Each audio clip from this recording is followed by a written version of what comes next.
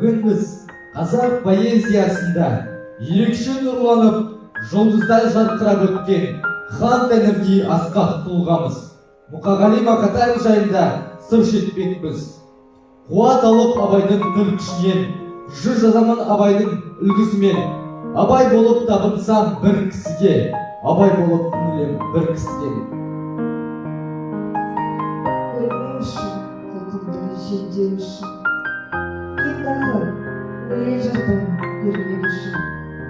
Жаздың үлгі жастарға бермек үшін, Абай жаққан бір сөйлем сөнбеу үшін. Тек ұлы Абайдан көп нәрсе үйрену, сөз құдіретін, сөз тарасын ақындық сезіммен қабылдау.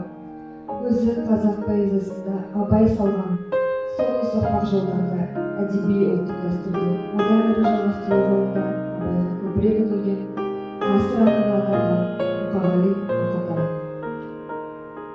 20 ғасырдың бел ортасынан аса өлкен, өзіндік бір өрнек тоқып, құдіретті қуатпен мөлдіреген мың жамылып, қомдана бастаған қасан дүрмектен, қасиет өздері шапқан ерен тұлғалардың бірі ақын ағамыз Мұқағали Мақатаев.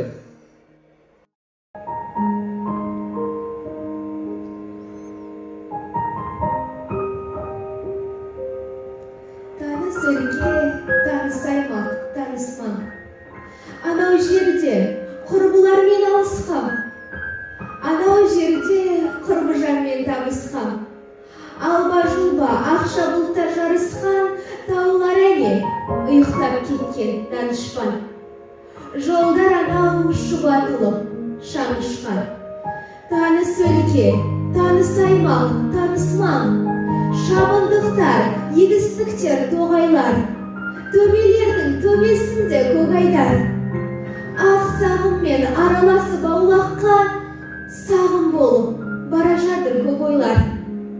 Бір тынбайды шегірткенің шырылы, жел қозғаған ақ шилердің сыбыры.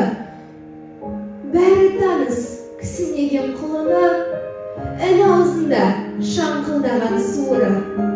Айналайын, атам екен, ақ мекен, қандай қазақ іздеп сені тапты екен.